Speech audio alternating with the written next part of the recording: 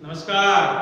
आदर्श शिक्षण संस्थान के YouTube चैनल पर सभी भाई बहनों का स्वागत, अभिनंदन। आज हम पढ़ने जा रहे हैं 7वीं कक्षा के सामाजिक अध्ययन का सामाजिक एवं राजनीति विज्ञान का अध्याय संख्या 3, जिसका नाम है लड़के और लड़कियों के रूप में बड़ा होना।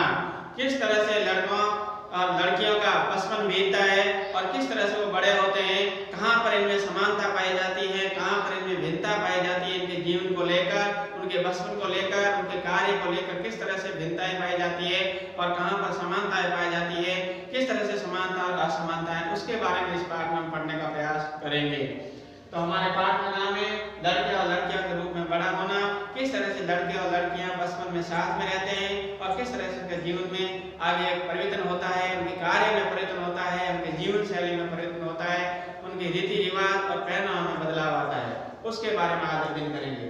तो हमारा पहला बिंदु है कार्य में असमानता। हमारे यहाँ पर लड़के और लड़कियों के कार्य में असमानता होती है। लड़कियों का घरेलू काम करवाया जाता है, रसोई का काम करवाया जाता है, जबकि लड़कों को खेतों में काम करवाया जाता है, दुकान पर काम करवाया जाता है। सामान्यतः नौकरी में जितनी नौकरियां हैं उसमें अधिक लड़कों का अवसर दिया जाता है, लड़कियों को अवसर कम दिया जाता है। घरेलू काम जितने भी होते हैं अधिकांश काम लड़कियों को करने पड़ते हैं, जबकि खेत खलिहान के काम है, दुकान काम है, वो अधिकांश लड़कों को करने पड़ते हैं। इस तरह से आज भी हमारे यहाँ राजस्थान में, भारत में ये कार्य के आधार पर भिन्नता देखी जा सकती है। लेकिन इससे अलग हटकर आज हम पढ़ेंगे एक सामाओ द्वीप के बारे में, जो प्रशांत महासागर में आया हुआ है। उस द्वीप में किस तरह से लड़के और लड़कियां का जीवन है, उसके बारे में आज अध्ययन करेंगे। तो हमारा बिंदु है 1920 के दशक में सामाओ द्वीप में बच्चों का बड़ा होना। ये जो सामाओ द्वीप है ये प्रशांत महासागर के दक्षिण में स्थित है। यहाँ के रहने वाले लड़के और लड़कियां किस तरह से जीवन जीते हैं, वो तो छोटी अवस्था में होते हैं लड़के और लड़कियां, तो उनके माता पिता उनकी निगरानी करते हैं। लेकिन जहाँ ही वो घुटनों के बल या पैरों के बल चलना शुरू कर देते हैं, तब उन बच्चों को, उन लड़के और लड़कियों को पालन पोषण करने का काम जो उनके बड़े भाई बहन होते हैं उनके ऊपर जिम्मेदारी आ जाती है।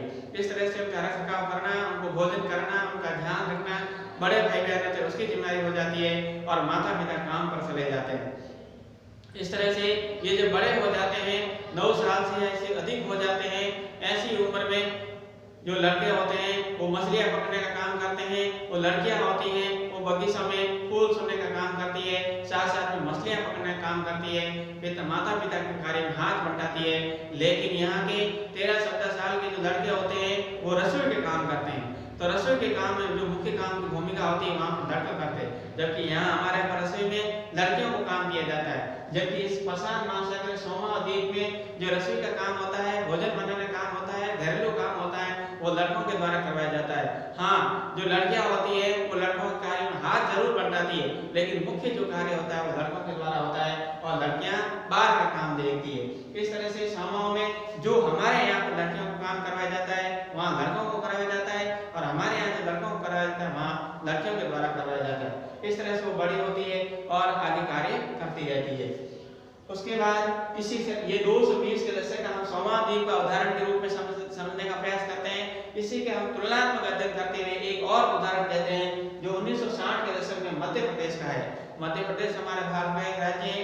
वहाँ पर मध्य प्रदेश के अंदर जो भैया बहन होते हैं, जो लड़के लड़कियां होते हैं, बचपन में 5वीं कक्षा से एक साथ पढ़ते हैं। उसके बाद 6वीं कक्षा में आने के बाद लड़कों के लिए अलग विद्यालय होता है, लड़कियों के लिए अलग विद्यालय होता है। ये जो लड़कियां होती हैं उनके लिए बंद मकान होता है। जो विद्यालय होता है 4 दीवारी से घिरा रहता है, बीच में एक आंगन होता है खेलने के लिए, और लड़कियों के अवकाश होने के बाद विद्यालय से निकलने के बाद संकरी गलियों में एक साथ समूह के रूप में जाते हुए दिखाई देते हैं। जबकि इसके विपरीत लड़कों का जो विद्यालय होता है 5वीं तक इनके साथ और 6वीं से अलग होता है। उनके 4 दीवारी से घिरा हुआ विद्यालय नहीं होता है, बीच का आंगन नहीं होता है, पूरा खुला मैदान होता है और आराम से जैसा खेल खेलना चाहते हैं वैसा खेल देते हैं, और वो एक समूह में निकल कर अलग अलग भी निकल सकते हैं। इस तरह से ऐसा लगता है कि लड़कियों के लिए सुरक्षा की अधिक आवश्यकता है। विद्यालय की 4 दीवारी से घिरा रहता है, खेलने के लिए बीच में बंद आंगन होता है और अवकाश के समय भी समूह में एक संकरी गले में निकलते हैं। जबकि जो लड़के होते हैं उनके लिए खुला परिसर होता है, विद्यालय 4 दीवारी से घिरा हुआ नहीं होता है, अवकाश में अलग अलग अकेले ही निकल जाते हैं। ऐसा लगता है लड़कों को सुरक्षा की आवश्यकता नहीं है और लड़कियों को बहुत बहुत ज़्यादा सुरक्षा की आवश्यकता है।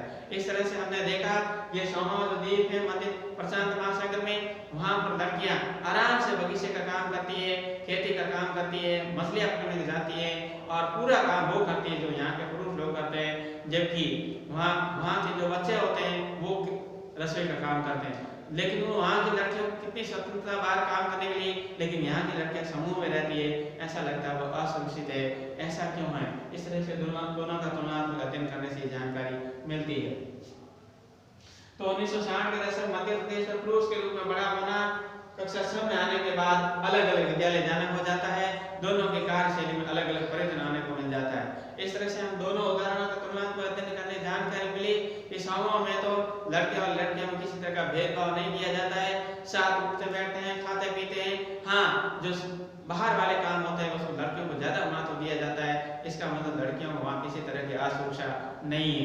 जबकि यहाँ पर लड़कियों को कक्षा 5 के बाद 6वीं में अलग कर दिया जाता है, उनके लिए विशेष ध्यान रखा जाता है, अलग विद्यालय होता है, समूह में चलने को कहा जाता है, अलग तरह का पहनावा होता है। इस तरह का परिवर्तन देखने को मिलता है। इसी तरह से जब लड़के और लड़कियां छोटे होते हैं, बचपन में ही माता पिता उनको खेलने के लिए जो खिलौने देते हैं वो भी अलग अलग खिलौने देते हैं। इस तरह से उनकी पहले से ही मानसिकता होती है ये लड़कियां बड़ी होकर लड़की की भूमिका निभाना है, एक महिला की भूमिका निभाना है, और ये लड़का है बड़ा होकर पुरुष की भूमिका निभाना है। तो उनको बचपन में खेलने के लिए लड़कियों को तो खिलौने दिए जाते थे, गुड़िया के खिलौने दिए जाते थे, जबकि उन लड़कों को खिलौने कार के रूप में दिए जाते थे।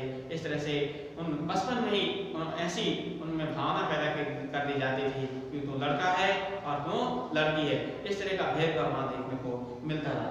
तो इस तरह से आज हम इस पाठ में पढ़ा लड़के और लड़कियों के रूप में किस तरह से उनका जीवन संचालित होता है, जीवन की शुरुआत होती है, किस तरह से होता है, वो हमने 2 उदाहरण के रूप में समझा। एक प्रशांत महासागर में स्थित द्वीप सोमावा द्वीप और दूसरा प्रशांत महासागर में स्थित सोमावा द्वीप के बारे में, और दूसरा मध्य प्रदेश के स्थानीय विद्यालय के बारे में, स्थानीय लड़कों और जीवन के बारे में। इस तरह से ये आज हमने पढ़ा। इससे आगे वाला जो क्लास होगा वो कल लेंगे। तब तक के लिए धन्यवाद, नमस्कार।